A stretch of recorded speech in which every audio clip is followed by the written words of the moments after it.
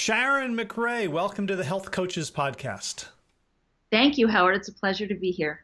Yeah, so I've learned a lot from you over the years. I've had you on the podcast on Plant Yourself, my other podcast, which you were, I think, a couple times, in which you're really helpful in helping families transition to a healthier way of eating, a plant-forward, whole food way of eating. And I know that you have been a food for life instructor, which means that's like the best job in the world, right? Like you get to wear the apron. Yep. You stand up in front of a group of people who are salivating as you cook healthier and more delicious food than they've ever had. And then Yep. they just go home, and from that moment on, they're 100% whole food plant-based forever, right? If only, if only. Yeah. No, I'm afraid not. There have been maybe one or two, over the years, but no, I'd say the majority not so fast. Right. So that's what I wanted to talk to you about what you've seen as the obstacles specifically around people adopting a new dietary pattern. And, as I guess as individuals, but also like your thing, I think, is sort of as families, right? As a moving as a unit. So Well, yeah. a lot of clients are in family situations, but I do work with a lot of one-on-one people who live alone too. Okay, great. So I'd love to start by just asking you, what do you see as the obstacles for people to change their diet once you've given them the motivation, the tools, the recipes, and yet people still struggle? What do you see as the big obstacles? Number one, I think, is fear of deprivation, fear of change. A lot of people think that, well, I know I need to make this change. I need to feel better, but I'm going to miss this pizza and beer night so much. And what will I do? And, so there's that. There's also, as you said, families, because a lot of times the people that I work with are in a family situation where family members are not on board at all. And the foods that are not in their best interest are still in the home. Mm-hmm. And our friend Chef AJ always says, and I truly believe, if it's in your house, it's in your mouth.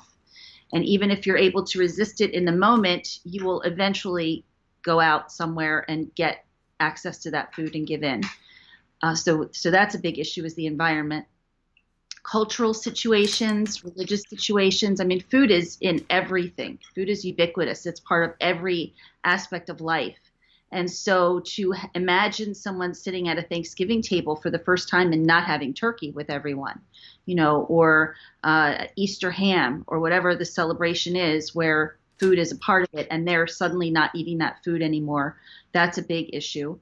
And then in terms of family situations, a lot of times I work with parents and, trying to get their kids to eat more healthfully. One of the things I find that can be an obstacle is they personally have fond memories of eating certain foods or connections to certain foods from their childhood, and they don't want to deprive their child. So they indulge their child in these things thinking, oh, I'm a good parent now. But really, it's not in the child's best interest in terms of health. So those are some of the ones that stick out in my mind the most. Cool. So I love it. I got four of them. So there's the deprivation mindset. There's the family environment, both the social environment and access to the food. There's cultural traditions, and then fond memories from their own childhoods.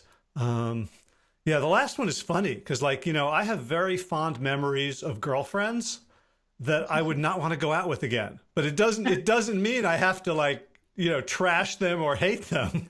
Right, exactly. Right. But let's start with deprivation, because that seems to be very, very common, and it's a way of it. And with the way you even described how they talk about it is like, well, I need to do this, but I'm going to miss this. So how do you help people navigate this feeling like, okay, I have to be good, and it means the end of joy? Well, what I try to convey to them at first is, look, I understand, because I didn't make the change overnight. I understand that change is always frightening.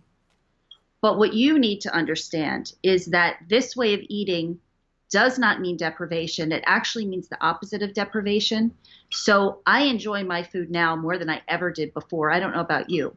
I personally enjoy eating now more than I ever did. And I always loved food.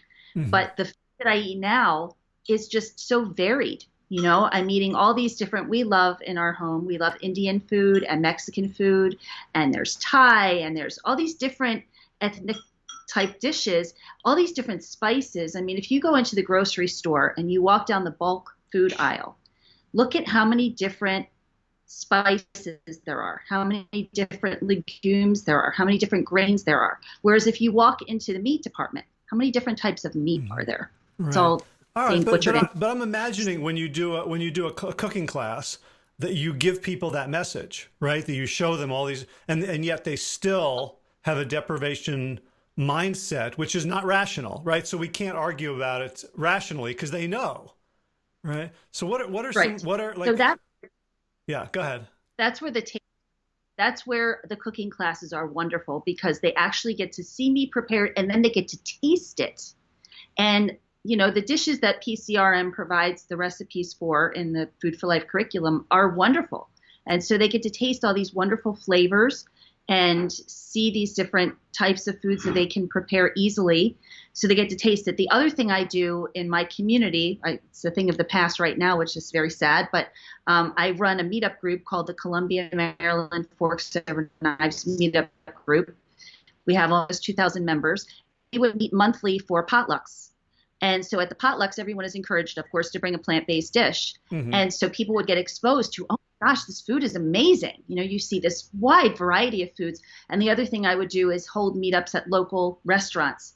Generally speaking, the most open restaurants for us were the ethnic restaurants. So we have an Ethiopian place, a Chinese place, Indian places. So people would get to taste all these different delicious meals. And suddenly they realize, oh, this isn't so bad. You know, I'm not really going to miss, you know, and then if they tell me they're going to, what do they do about cheese? Well, we can talk about all these wonderful cheese substitutes, and you can make a cheese sauce out of potatoes and cashews and nutritional yeast. If they're talking about missing ice cream, we talk about making frozen banana and ice cream. You know, so it's almost trying to find substitutions that are tasty and easy to make for their favorite food so that they can see that, you know, it's really, you can make bacon out of an eggplant right now. It's not really the dead pig fat that you're missing. It's the flavoring. And you can do that with healthy foods that taste delicious and feed your body well. The other thing I do is I encourage them to get in touch with how their bodies feel after they eat certain foods. You know, occasionally I'll be working with a client for many years and they'll have a slip. And I'll say, well, how did you feel after eating that pizza? And they realized, you know, it really, first of all, it didn't taste that good. And second of all, it didn't make me feel good. I was tired. I was lethargic. I was gassy. I had indigestion, acid reflux, whatever they're experiencing. So I have them tune in. How did you feel after you ate that delicious lentil stew, you know, with a big salad? I felt great. I had lots of energy, you know, because as you know, when you eat this way, you get to feel good too. And so it becomes about focusing on the reward of feeling better. And then when they start to see pain decreasing and dependence on medications decreasing and their energy levels going up and their clarity of mind increases, when they start to see these positive benefits, then suddenly it becomes a, you know, risk reward. Like, what is the real risk of picking up this food versus what rewards do I have to gain by starting to think about food differently? I love that. And you know, one of the things I learned from Glenn Livingston, who wrote a book called Never Binge Again, is that you stick with deprivation, but you focus them on what are they depriving of themselves of by not changing to a healthier diet. It's like, would you like to, you know, do you want to deprive yourself of energy, of a pain-free existence, of a waistline that feels comfortable to you, of right, so that so we're, you know, if someone's in a deprivation mindset, it can be very resistant to evidence. Like, this is all great, but I still feel like I'm missing things. Partly, I think, because people adopt healthy diets out of self-punishment. True. Right? Like, so someone comes to your class and you are teaching and preaching joy and abundance, but they're there because they think they need to self-flagellate. We have to bridge that gap somehow. Yeah, there is a lot of that. And, you know, the motivation is something I do focus on when I first start working with clients, is I try to get at their why. I've heard it was Dr. Roseanne Oliviero Hmm. says, find the why that makes you cry. Hmm. So Yeah. I try to get them to come into contact with what is their why. And oftentimes, the first time I ask someone, they don't really know. They'll give me a cursory answer like, well, my doctor said my blood pressure or my cholesterol is too high and I really need to fix that. Well, why do you want to fix that? Why is it important to you? What things in your life do you want to be able to do that you wouldn't be able to do if you were to get ill? And so finding that motivation and then constantly focusing on that, bringing them back to that in every conversation that we have. How is that in line with your goal of being there for your daughter's wedding or, whatever it is for them, constantly bringing them back to that and having them focus on that helps them, again, to make the right changes. Another strategy I use with my clients, I'm a huge believer in meditation. I Mm. say it in almost every conversation I have. But I really think a lot of people are, for lack of a better term, people pleasers, and they're always putting other people's needs and wants ahead of their own. And so they never really get a time to tune in to who they really are and what they really want and their real goals. But meditation allows you to do that. It allows you to tune in to your soul, that inner voice that speaks to you, just block out with all that noise. So I encourage all of my clients to at least start with a guided meditation, at least 5 minutes a day, just a way to get grounded. And that helps them make decisions throughout the day that keep them in line with their goals. Mm. Love that. Love that. All right, so let's move on to the second one. So you're living in your household, and there's people who are maybe not on board, or maybe even threatened by your changes. And even if they're on board, but they don't change, you've got the in your house, in your mouth. So what's the solution? Do you tell people to like get divorced and move out, or? Well, sometimes, no, oftentimes there are underlying issues, and I do suggest that they work with therapists because, in all honesty, well, what I encourage first is to have the conversation. In a lot of cases, it's with the spouse or the partner. Have the conversation. Look, I am interested in trying to make changes in my diet so that I can improve my health, so that I can be here to my fullest for this family. Mhm. Will you support me in this? And what this means is that I want all of the, the animal products, the processed food to go away or to at least be out of my sight. And, you can do whatever you want outside of the house, but would you mind keeping the house a clean environment? Now, there's a lot of pushback often. And so, I think part of it is educating your spouse, your partner, educating them, sharing with them some of the information that you might see in a movie like Forks Over Knives, What the Health, The Game Changers. What information have you learned that has inspired you to want to make Mhm. this change? Number one. Number two, maybe sharing podcasts like yours, where you're sitting and listening together, or books on Audible. There's so many resources. So just educating them. And then I always encourage my clients to come at it from a place of love. So it's not a control issue. It's not, I am dictating that all of this food be taken out of the house. That's what I did in my house, but that's just who I Mhm. am. But I encourage people to come from a place of love. I love you and I want you to be here with me for the rest of my life. I want us to grow old together. And I think this will be a healthy change for you too. So you come in at a place from love, you educate. And from there, if there's still pushback, the only other thing that really is left is to have strategies. And I know Chef AJ came up with this one for her ultimate weight loss people, but you have a lockbox, and the foods that are tempting, enticing, addictive to that person, they can put in the lockbox and it's out of sight. Mhm.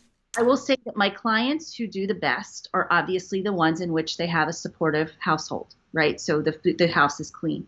My clients who tend to struggle the most are the ones who have families who are just absolutely resistant, make fun of them, laugh at them, rebel any chance they get, try to tempt them, try to derail them.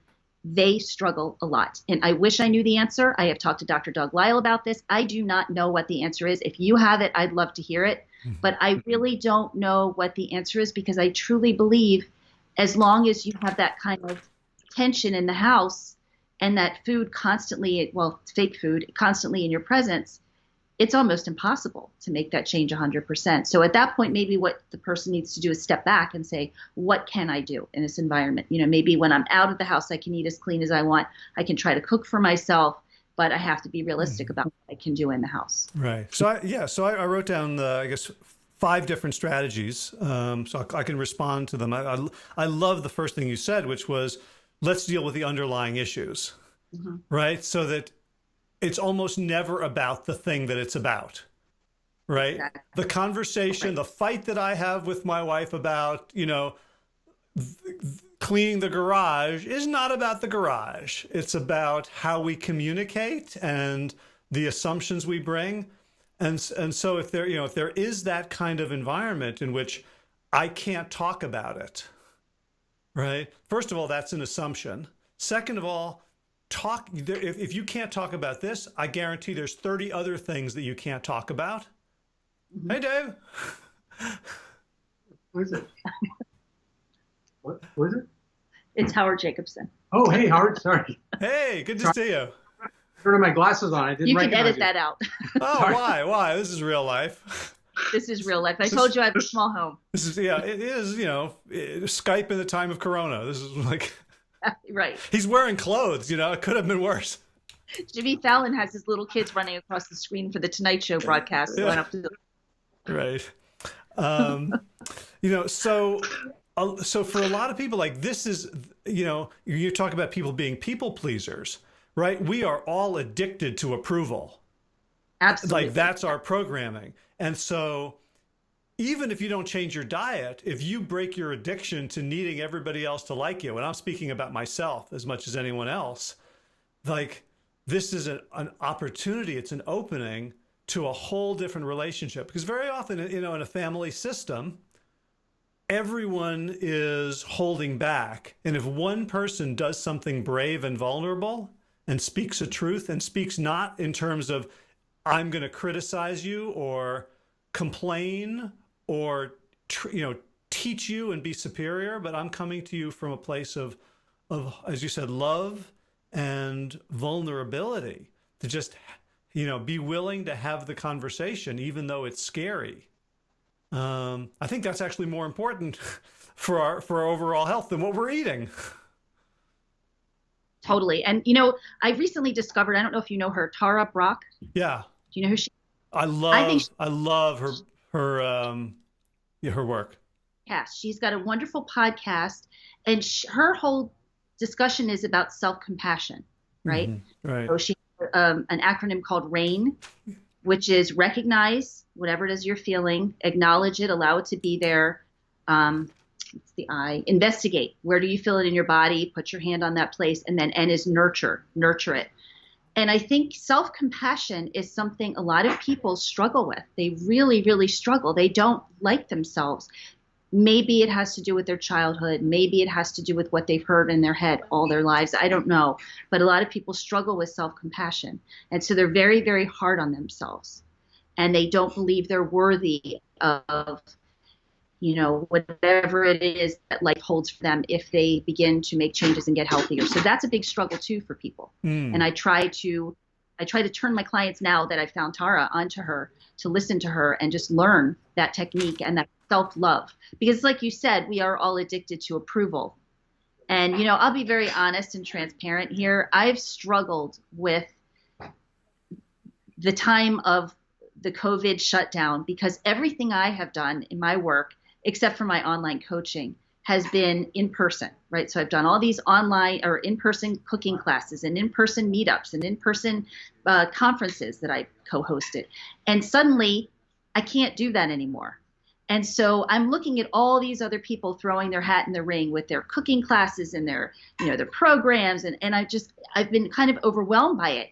And it's not so much, part of it is the approval thing, like you said, but like, what if people don't like what I have to offer? More of it is, I don't want to be just another voice out there. So I kind of struggle with that myself. So I definitely understand it in other people, is what I'm trying to say. Right. But we are addicted to that. We all do want the approval. I mean, I think that's just a genetic, that's how our minds work. That would be in our best interest for survival. Yeah. Yeah. And so to be able to to shake things up, to take a risk Right. of conflict, to say, I want this to change, and and the this doesn't have to be, I want you to throw out the bacon, but I want us to be able to discuss our needs openly without threatening each other. Like, that's seismic. It's huge. Yeah. It is. So the next thing I wrote down is, to educate them. And I think that's a double-edged sword. I think there are so many ways, and I'm going to hold my own hand up, that I educate people in ways that are the equivalent of bopping them on the head with a frying pan repeatedly. Right? Like, if I'm educating them from a position of, I know more than you, you've got to read this book, you've got to listen to this, we get so much resistance. Yes. Like, if I want my wife to read a book, I have to get somebody else to recommend it to her, because she'll resist. I hear. Right. So to do it in terms of, and we see this really done well in a lot of the documentaries, right? Yes. The documentaries are not the narrator saying, I am smarter than you and here's what you should know. The documentaries are, hey, look what I'm discovering, right? Whether it's Forks Over Knives, it's Lee Fulkerson being overweight and diseased and going, oh my God, right? So that we can follow his story, or James Wilkes in The Game Changers saying, I was injured, I didn't know what to do, I wanted to heal myself, so I started studying, and oh my God, look what I found. So that so what we can do is a little bit of a jujitsu where we're not opposing them, but we're facing that, we're shoulder to shoulder and saying, I'm learning some crazy stuff here. And I know Doug Lisle, talks a lot about that in terms of his strategies of, was it getting along without going along? Yeah, exactly. You were at Summerfest. I don't know if you were there ever and saw Dr. Milton Mills. Uh-huh. So he did a talk one year talking about veganism, and he used an analogy that has stuck with me for years, and I use it all the time. But what he said was, imagine you're sitting in a dark movie theater, and someone comes in and just suddenly turns on the lights. What do you do? Cover your eyes, right? Yeah, right. But if you very gradually raise the lights, then your eyes have time to adjust. Same thing in talking to your family, talking to your friends about veganism or about the plant-based diet.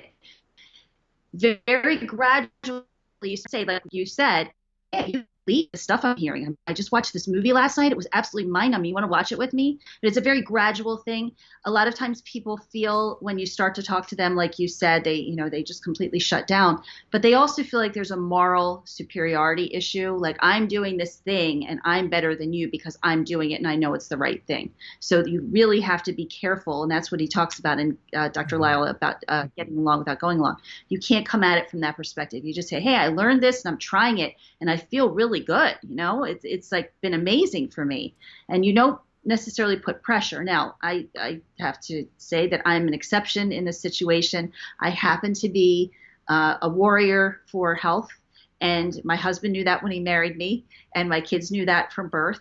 And so when I learned this information, it was overnight. It was, hey, folks, this is how we're doing things in this house. I had just lost my mother to cancer. So there were serious reasons for doing it. But my husband was very open, and he learned right along with me. He did not make the change right away, but he was very respectful. He did not eat animal products. At the time, we were still eating some processed food, but he didn't eat animal products at all in the home. And when we would go out, he would eat the way that I was for solidarity for the family. But it took time for him to get it. It took time for him to come around. But it was a gradual thing, and I kept sharing with him. And even today, if I listen to one of your podcasts, for example, and it's a great interview, I'll say, hey, Dave, you should really listen to this with me. Because he eats this way, and he's 100% a believer. But I know that if I left town for a few days and someone handed him one of these, highly processed vegan cookie, whatever things, he would probably eat it. So keep driving home for him. He has 3 first-degree family relatives who have had cancer. His father recently died of cancer. His mother's a colon cancer survivor, and he's a brother who is dealing with cancer. So for him, it's even more serious. For me, it's both of my parents. My mom died of cancer. My father is a kidney cancer survivor. So we have it all through the family. And this has been my reason for wanting to make this change for my family. That doesn't work for most people. Chef AJ and I have this joke, like she and I are probably the 2 biggest B words in the whole country. but I wouldn't recommend that most people are like that with their families. However, when I say I was like that, I came from love, and I explained to my kids why suddenly I was taking away their favorite cheese. They were raised vegetarian, but they ate a lot of cheese and they loved it. When I had to explain it to them, I came from a place of love. I didn't say, this is how we're doing it, and you're not going to get it anymore. I explained to them why we were doing it. So that's what I encourage people to do. And educate kids too, depending on the age, of course. My kids were probably, they were 10 and 6 when they transitioned. And I showed them the movie Educated. I don't know if you saw that one, but it was kind of a light, It was like three people being guided through the transition. Yeah, I remember it. But there was one scene in there where they took the people through a deserted slaughterhouse, and it was graphic.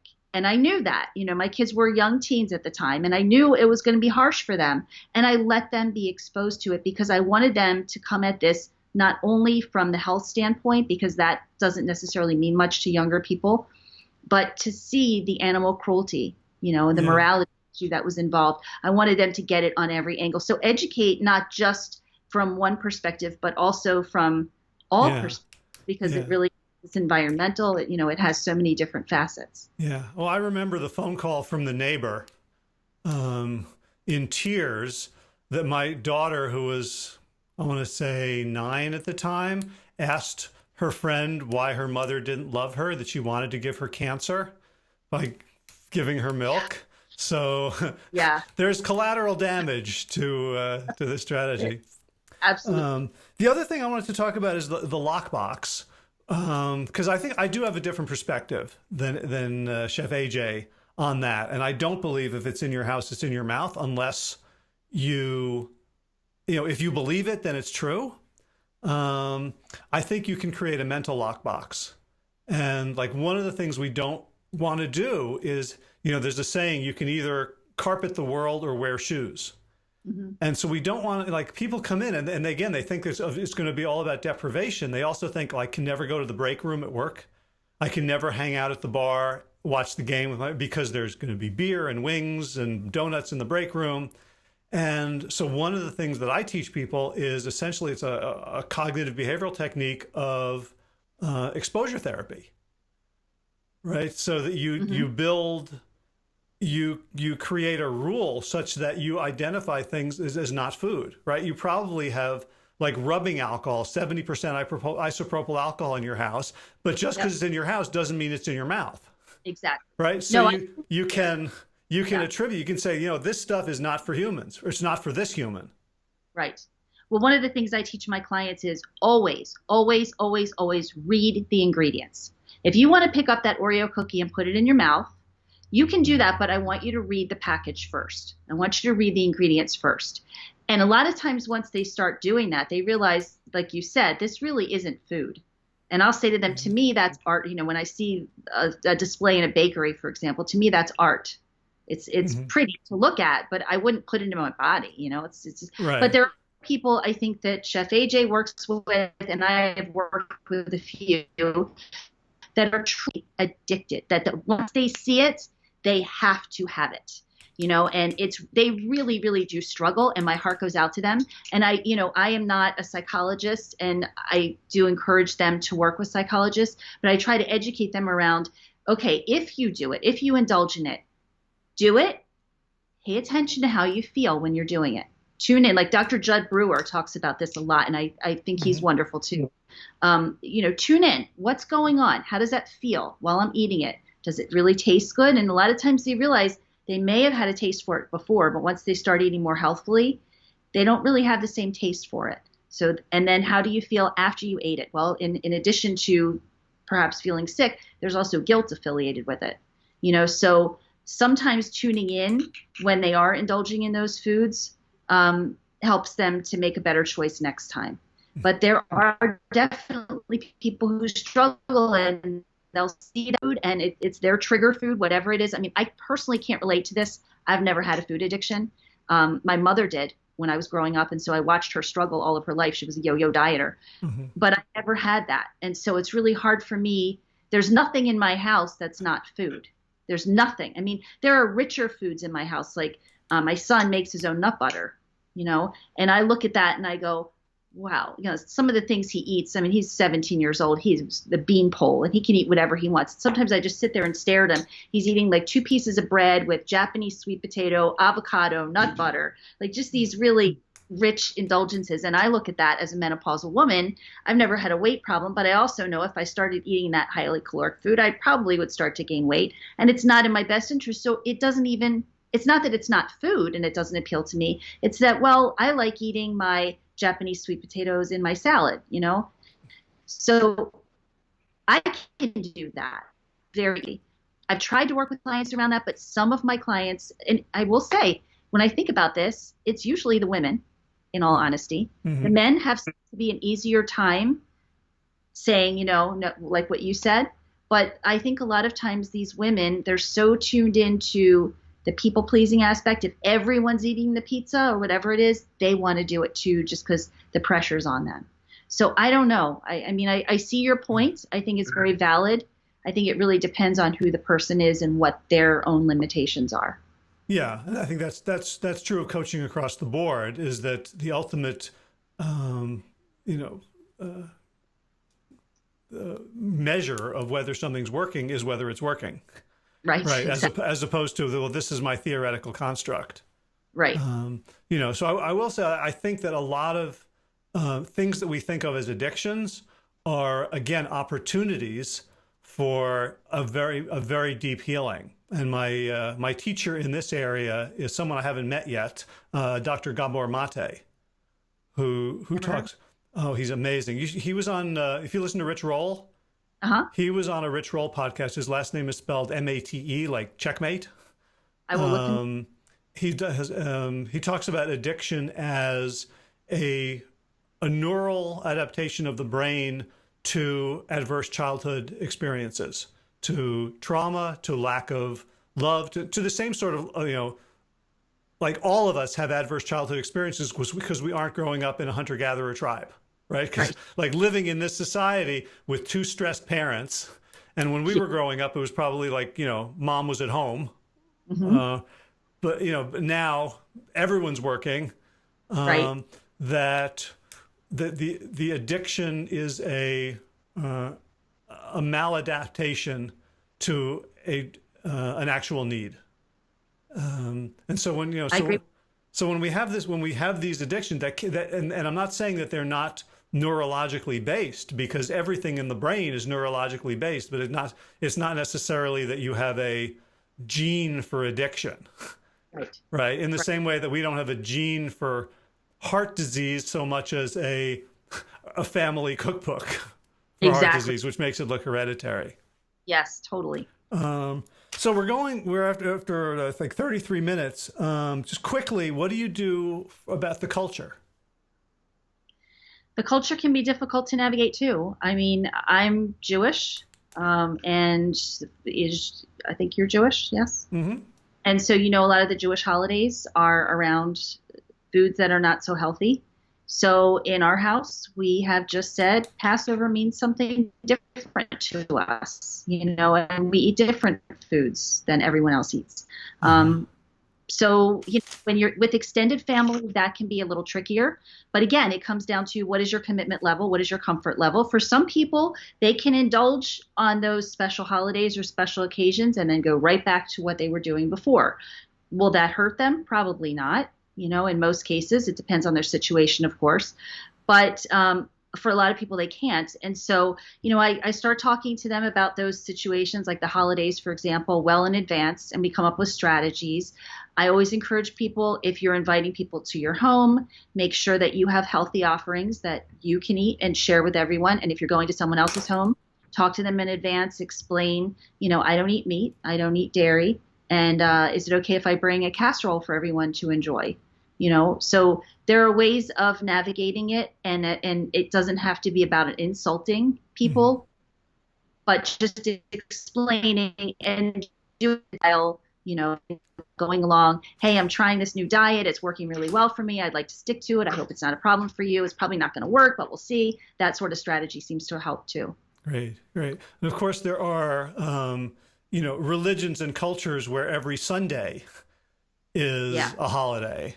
Right. So one of the things I do there, and I learned this from my business partner, Josh Lajani, who grew up in a Cajun, Louisiana family, is if you just go back 3 generations, if you go back to great grandma, your tradition was whole food, plant-based, That's right? so Not true. not vegan, but whole foods, peasant foods, right? Unless you were like some British lord, Right. right? And you were, descended from people eating like Henry VIII, your family was eating largely plants, the recipes, and what you think of as your regular diet, your Sunday meals were special occasions. They were Christmas, they were Easter, they were weddings, and they were funerals. They were 4 times a year you'd have the ham.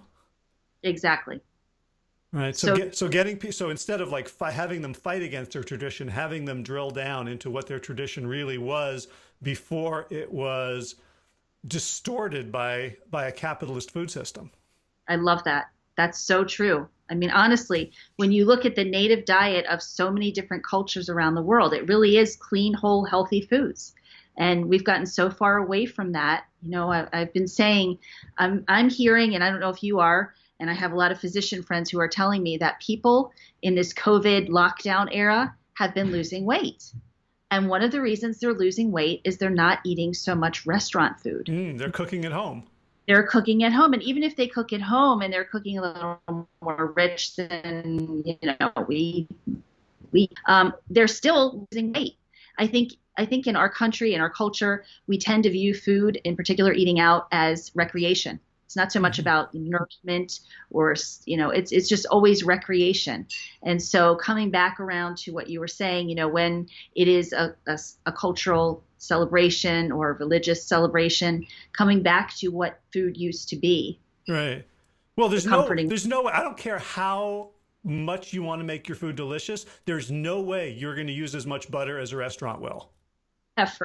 Never. And I'll talk to people and they say, oh, there was no oil in that. And I'm going, Yeah. Are you kidding me? Seriously? We've just become so accustomed to it that tastes normal to us. But you're right. I mean, there's no way we would cook like that for ourselves. Right. All right. Final thing, fond memories of childhood foods. How do you help people with that? Oh boy. Yeah, that's a tough one. I guess what I do is I say to them, I think it's great that you have that association. Look, I do. I mean, I remember chipwiches were a thing when I was growing up, and I used to love them. 2 chip cookies with ice cream in between. I have a lot of those fond associations. But again, I use healthier things now. So I can make an ice cream sandwich out of 2 oatmeal raisin cookies, and my banana ice cream. So I try to find healthy alternatives, especially when we're talking about treats for kids. There are so many amazing things. You can do a chocolate pudding out of avocados or out of sweet potatoes that tastes amazing. There's so many different treats. And in fact, that's how I got my kids on board first was, I was a chocoholic.